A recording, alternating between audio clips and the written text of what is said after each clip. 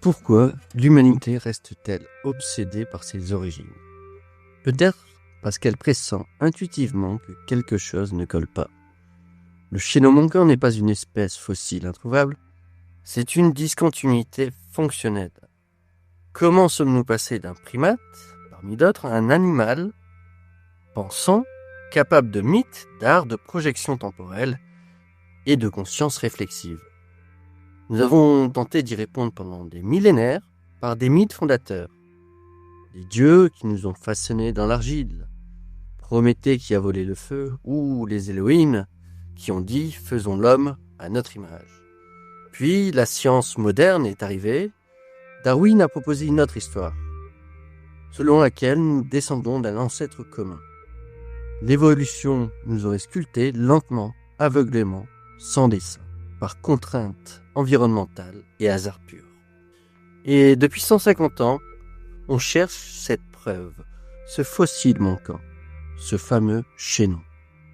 On ne l'a jamais trouvé, on a bien trouvé des os, des crânes, des outils. On a ainsi pu reconstituer des arbres généalogiques, phylogénétiques, des migrations, des extinctions.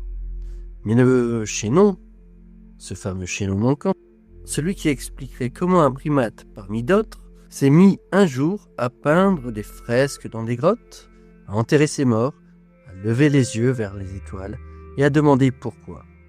Tout cela en quelques dizaines ou milliers d'années. Un clin d'œil à l'échelle du cosmos.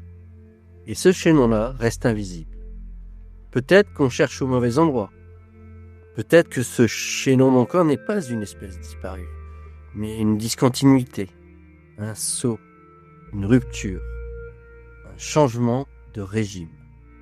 Et si nous n'étions pas le produit d'une évolution linéaire, simplement dictée par le hasard, mais d'un assemblage, à la façon d'une chimère, pas au sens mythologique, bien que le mythe nous éclaire, mais au sens biologique, et même au sens informationnel, et peut-être même au sens intentionnel. Dans mes précédentes émissions sur l'évolution, le dessin intelligent, j'ai évoqué Bergson, Teilhard de Chardin, et j'ai posé les bases conceptuelles, comme l'élan vital, le point oméga, l'ordre implicite de David Bohm, et un peu plus éloigné, la rétrocausalité quantique. Autant de pistes pour comprendre comment la conscience a pu émerger de la matière, en tout cas la conscience telle que nous la connaissons aujourd'hui. Reste qu'il manquait ce fameux maillon, ce maillon anthropologique. Et c'est précisément ce qu'on va explorer aujourd'hui. Non pas comme une espèce fossile à découvrir, mais comme une discontinuité fonctionnelle à comprendre.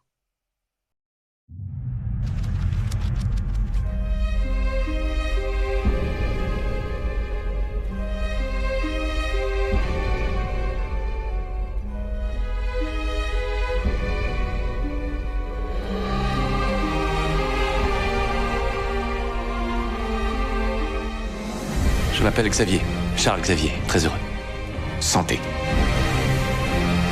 Tu vaux tellement plus que tout cela et tu ne le sais même pas. Il n'y a pas que la douleur et la colère. Il y a aussi de la bonté en toi. Et quand tu auras réussi à tout canaliser, tu posséderas un pouvoir que nul ne saurait égaler. Même pas moi. Demain, l'humanité saura que les mutants existent.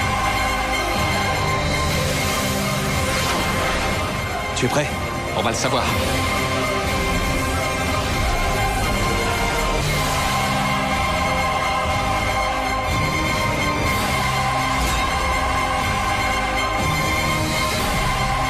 Écoute-moi très attentivement, mon ami. Tuer ne t'apportera pas la paix.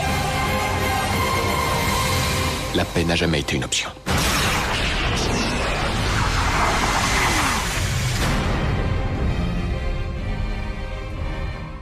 Notre imaginaire collectif est marqué par ce concept de chaînon manquant. La science elle-même l'a cherché et le cherche encore. Et ironiquement, Darwin lui-même n'a jamais utilisé cette expression. C'est en fait Ernst Haeckel, son disciple allemand, qui l'a popularisé en 1860. Il a même dessiné ce fameux ancêtre hypothétique qu'il a appelé l'homme singe sans parole. Un être qui n'existait en fait que sur le papier, une vraie fiction scientifique. Quoi qu'il en soit, l'idée a pris, et les scientifiques se sont mis à chercher ce fameux fossile qui aurait pu permettre d'expliquer ce chaînon. Celui, en fait, qui prouverait une fois pour toutes que l'homme descend du singe. Et certes, on a trouvé des choses.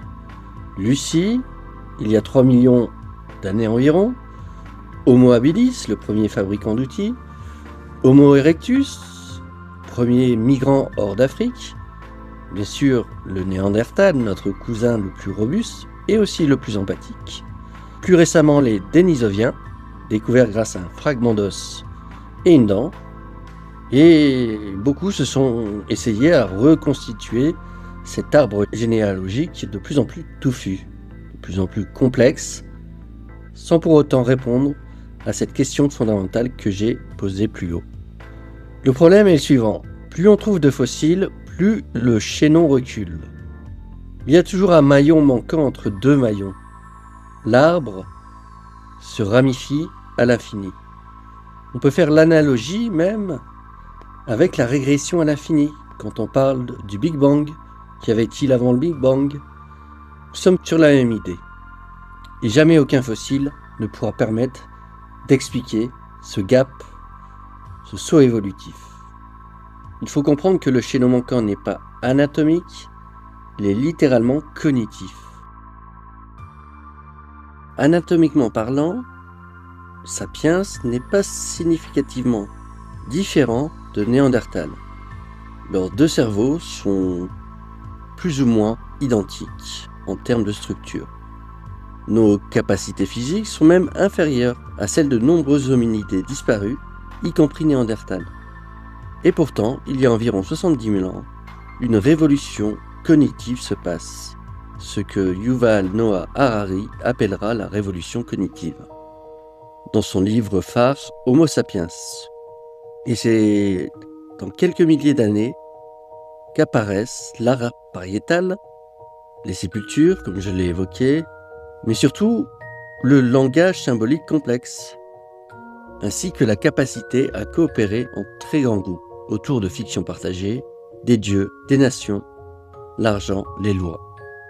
Alors que Néandertal vivait en petits groupes de maximum 50 individus, Sapiens, lui, a construit des empires. Alors qu'est-ce qui a changé? À vrai dire, à ce jour, il n'y a pas de large consensus. Le seul consensus scientifique actuel évoque une mutation génétique affectant le langage, et plus particulièrement le gène FOXP2. D'autres évoquent une réorganisation neuronale, mais honnêtement, on n'a pas vraiment de réponse satisfaisante.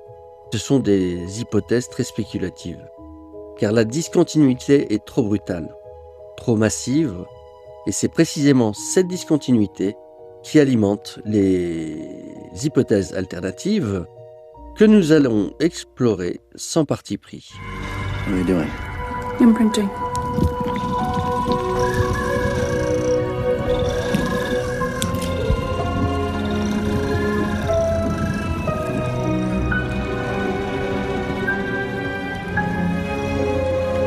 See? Love at first sight. Avant d'aller plus loin, dissipons un malentendu tenace. Quand on parle de chaînon manquant, beaucoup imaginent qu'on cherche la preuve que l'homme descend du singe. C'est en vérité une caricature, et Darwin lui-même ne l'a jamais formulé de la sorte. En fait, ce que dit la théorie de l'évolution, c'est que l'humain et les grands singes actuels, chimpanzés, bonobos, gorilles, partagent un ancêtre commun.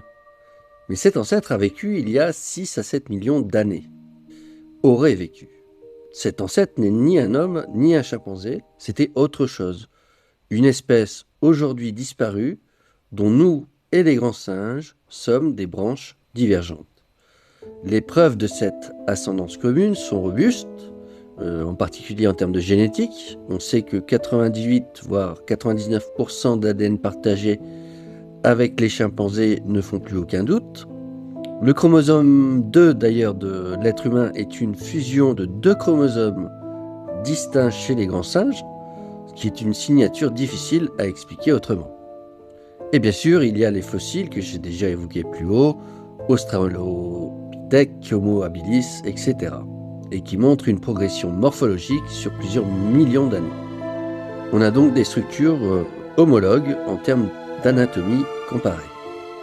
Et donc, anatomiquement parlant, le consensus scientifique sur notre parenté avec les grands singes est très solide, mais pas irréfutable, en tout cas au sens scientifique moderne du terme, car rien ne l'est véritablement en science. Mais en tout cas, la convergence des preuves est massive.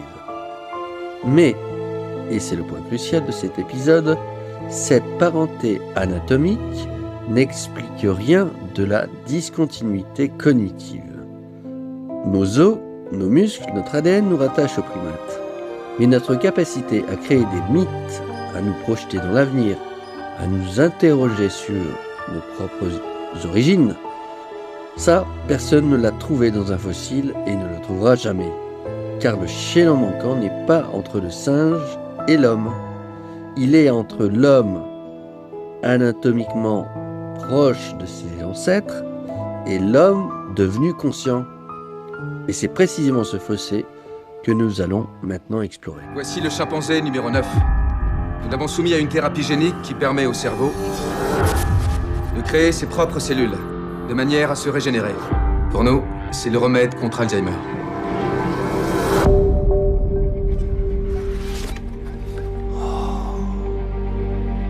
Mais il est doué, celui-là. Maison. Vous lui apprenez le langage des signes? Bon, seulement quelques petites choses. César continue à faire preuve de capacités cognitives qui dépassent largement celles d'un humain au même stade. Le produit qu'on lui a injecté a radicalement augmenté son activité cérébrale. Le produit marche. Il faut limiter ces tests. Attendez, c'est un chimpanzé? Ça va, camarade? Non, tu n'es pas un animal domestique.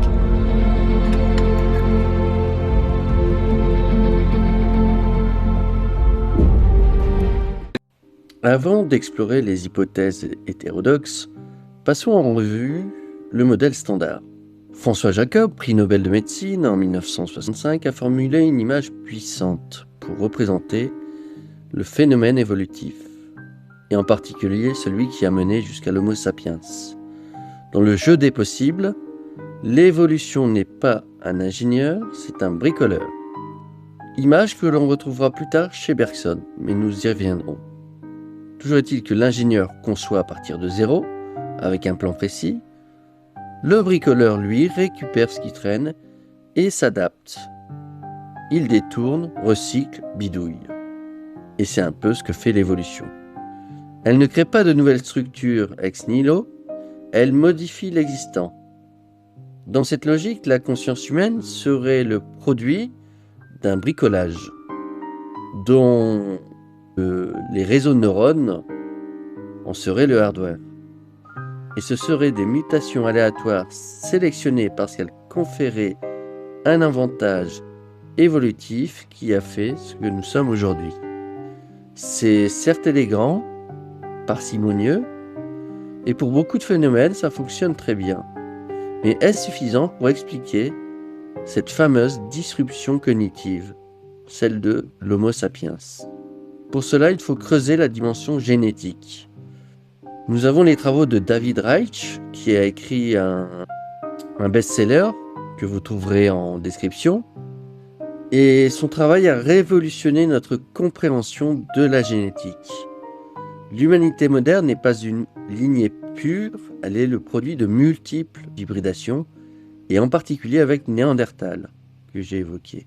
Et ces gènes archaïques ne sont pas des reliques inertes. Certains sont encore bel et bien actifs et adaptatifs. Par exemple, on sait que chez les Tibétains ou chez les Péruviens, il y a des gènes d'adaptation à l'altitude. Les gènes immunitaires, eux, ont pu être hérités de Néandertal. D'autres variants affectent la structure, le métabolisme ou encore la pigmentation. Plus troublant encore, certaines analyses de génome révèlent parfois des patterns inhabituels, comme des signatures de consanguinité, d'isolement génétique ou d'événements fondateurs qui ne collent pas toujours avec ce qui est attendu. En génétique, depuis l'avènement des tests qu'on peut se faire livrer à domicile, on retrouve régulièrement des anomalies. Par exemple, des discordances entre le génotype et le phénotype en matière de groupe sanguin, des variants rares, des structures chromosomiques atypiques. Tout cela nous rappelle en fait que le génome humain est tout sauf un puzzle bien ordonné. Maintenant, changeons de registre. On entre ici dans le domaine de la spéculation. Et je préfère le signaler clairement. Comme vous le savez, et je l'ai évoqué lors d'un précédent épisode, il existe une lecture des textes mésopotamiens, la plus ancienne littérature connue en passant, qui propose une origine radicalement différente pour l'humanité. C'est Zecharia Sitchin, j'allais dire malheureusement, dans la 12e planète, qui a proposé que les tablettes sumériennes décrivent non pas des mythes, mais des événements historiques. Une race extraterrestre, les Anunnaki, qui veut dire ceux du ciel qui sont descendus, auraient créé l'Homo sapiens par manipulation génétique, des hominidés existants pour en faire une main-d'œuvre. Plus récemment, Mauro Biglino, ancien traducteur émérite de la Bible au Vatican, a appliqué une lecture strictement littérale aux textes hébraïques et sumériens. Il a écrit plusieurs livres et il argumente que les Elohim de la Genèse, les Anunnaki, ne sont pas des dieux au sens monothéiste, mais des êtres au pluriel, physiques et avec des besoins matériels bien humains. Que je sois clair, ces hypothèses ne sont pas prouvées, et de loin, et elles ne font absolument pas consensus. Elles reposent sur des traductions pour la plupart contestées, beaucoup d'extrapolations et une méthodologie que les assyriologues académiques rejettent massivement. Mais, c'est là que ça devient intéressant pour notre propos, elles posent une question légitime. Pourquoi tant de traditions sur tous les continents parlent-elles de dieux venus des étoiles et qui auraient façonné notre humanité? Ces textes, on les retrouve, donc, comme je l'ai évoqué, chez les Sumériens avec Enki et Enlil, qui crée le Loulou, c'est-à-dire le premier ouvrier primitif. Certains le rapprochent de l'Adam primordial. Dans la Genèse, nous avons les Elohim qui disent « faisons l'homme à notre image ». Les Dogons même, un peuple autochtone d'Afrique, a dans sa cosmogonie des êtres venus de Sirius, l'étoile. Quant aux Mayas et les Hindous, ils ont aussi leur corpus où des êtres venus des étoiles sont signalés, avec une technologie associée. Alors, coïncidence narrative, archétype jungien universel ou trace déformée d'un événement réel? Je ne peux pas me permettre de trancher à ce stade, mais je note que la question mérite mieux que le mépris réflexe du scientifique bas du front.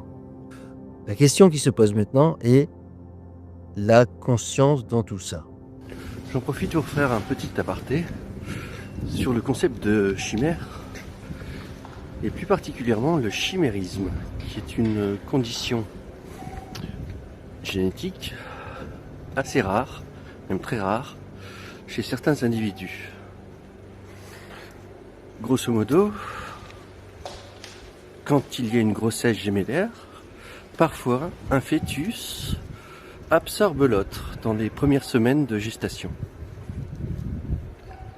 Ce qui implique que le fœtus et in fine le bambin survivant absorbe le matériel génétique du jumeau absorbé.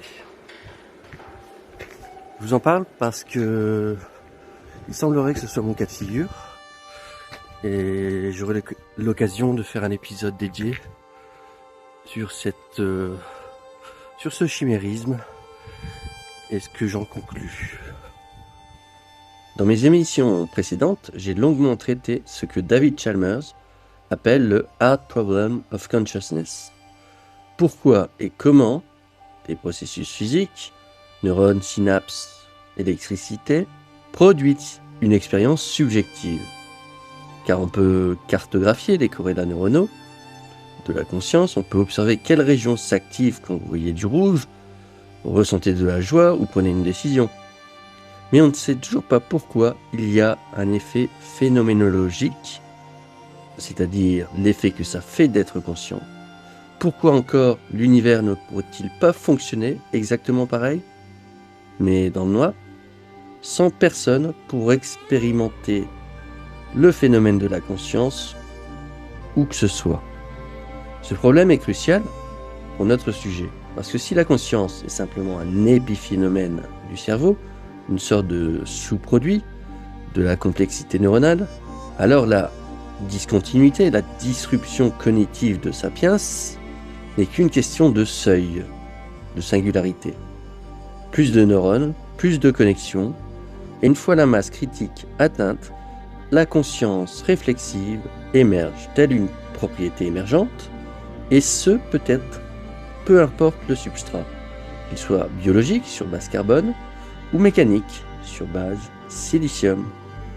Par contre, si la conscience est autre chose, si elle a une dimension non réductible à la matière, alors la question des origines de l'Homo sapiens prend une toute autre dimension.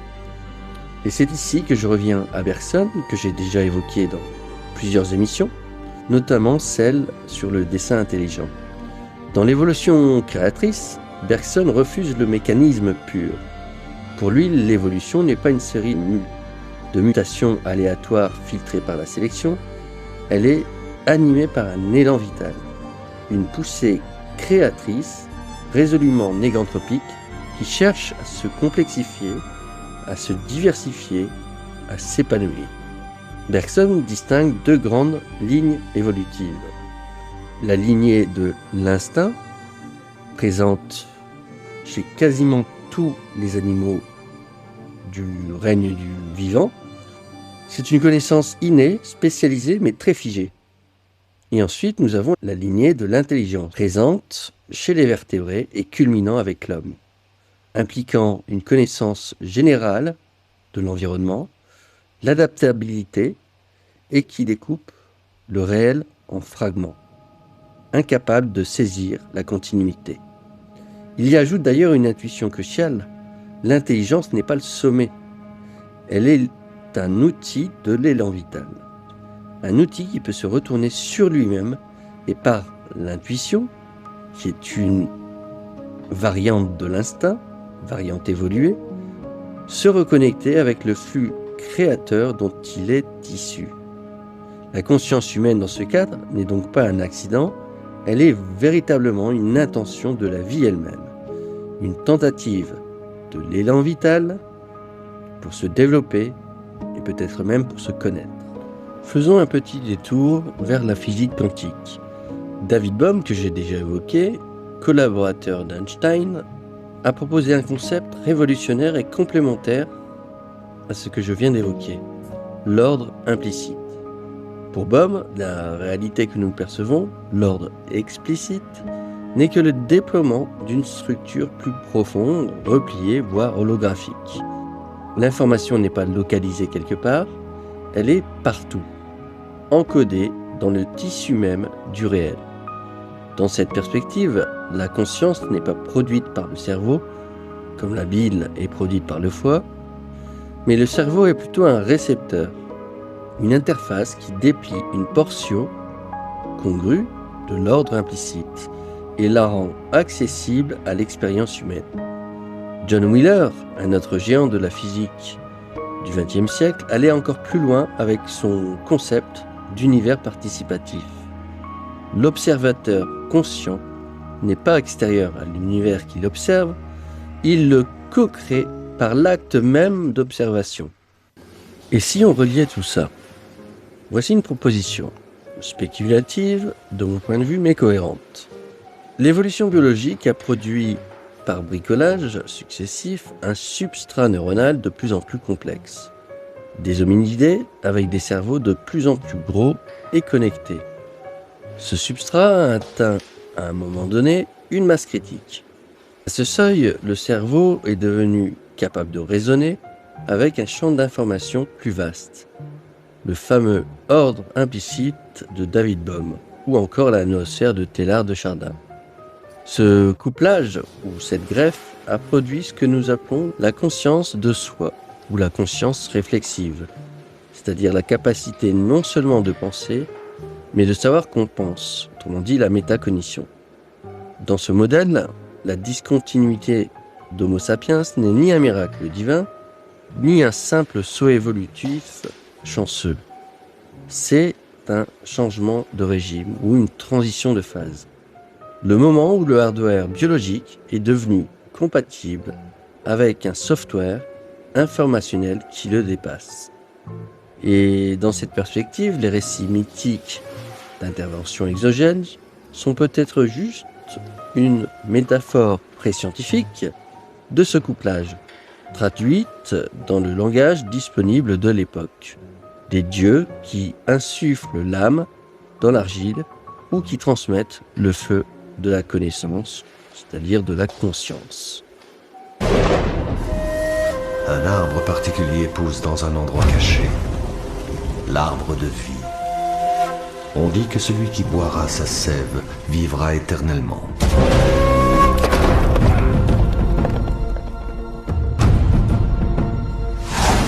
Prenez cette bague. Elle est le symbole de votre promesse de chercher l'élixir d'immortalité. Vous la porterez lorsque vous aurez trouvé l'Éden. Et à votre retour, je serai votre Ève.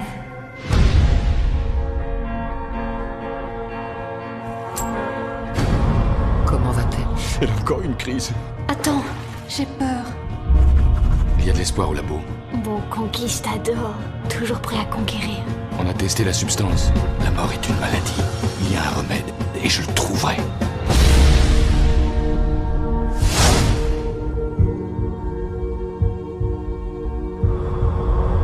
Tu m'as fait traverser les âges.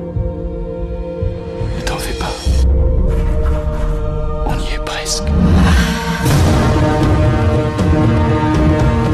Nos corps sont les prisons de nos âmes.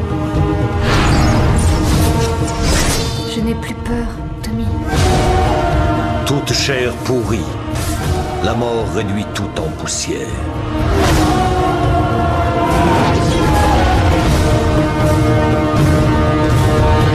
Ensemble, nous vivrons pour toujours. Et maintenant, que peut-on en conclure? Peut-être que la réponse n'est pas dans le choix d'une grille comme les autres. Peut-être que la réponse est dans le titre même de cet épisode. L'Homo sapiens est une chimère. Non pas au sens péjoratif, comme une illusion ou un fantasme, mais au sens biologique du terme, et même ontologique. Un être composite, hybride, fait de pièces disparates assemblées. Génétiquement, il s'agit d'une mosaïque d'héritage, néandertalien, et probablement d'autres encore. Cognitivement parlant, il s'agit d'une superposition de systèmes reptiliens qui ne sont pas toujours cohérents entre eux d'ailleurs. Spirituellement enfin, peut-être un point de jonction entre un substrat animal et un champ de conscience qui nous dépasse. Mais surtout, il s'agit d'un processus inachevé. L'humanité n'est pas un produit fini, elle est une expérience en cours, un prototype, une tentative de l'univers pour se connaître lui-même. Comme le disait Carl Sagan, nous sommes la manière dont le cosmos se regarde lui-même. Par conséquent, j'aimerais terminer sur des questions que je n'ai pas résolues, celles qui me travaillent. Si nous sommes une chimère assemblée, alors qui a fait l'assemblage? Le hasard darwinien uniquement? L'élan vital bergsonien? Des entités extérieures? Ou simplement une conscience cosmique qui a la faculté de s'auto-organiser? Et plus encore, vers quoi convergeons-nous? Pierre de Chardin parlait du oméga, un horizon vers lequel l'évolution de la conscience tend inexorablement, une singularité future qui rétroactivement attirerait le passé vers elle. Si c'est vrai, alors nos origines ne sont pas seulement derrière nous, elles sont aussi devant. Notre chaînon manquant n'est pas une espèce fossile à déterrer, c'est peut-être une version de nous-mêmes que nous n'avons pas encore atteinte. Et comme je le disais dans mon émission sur la métacognition, le but n'est peut-être pas l'illumination permanente, mais plutôt la capacité à naviguer entre les différents régimes de cognition singulière, tout en restant ancré dans le réel afin de rester ouvert à ce qui nous dépasse. La chimère, c'est peut-être ça finalement. Un être capable de tenir ensemble l'animal et notre nature divine si elle existe. Le bricolage et le dessin intelligent, l'origine et la destination. Je vous remercie d'avoir suivi cet épisode. Comme toujours, je n'ai pas de certitude à offrir, seulement des questions mieux formulées et des hypothèses. Si ce contenu vous a parlé, vous savez quoi faire, like, commentaire, partage. Ça aide l'algo et surtout, ça nourrit la conversation. Et donc, si vous avez des éléments à apporter, qu'ils soient génétiques, historiques, philosophiques, eh bien, les commentaires sont ouverts. Alors, restez curieux, restez lucides et à bientôt sur Omélia.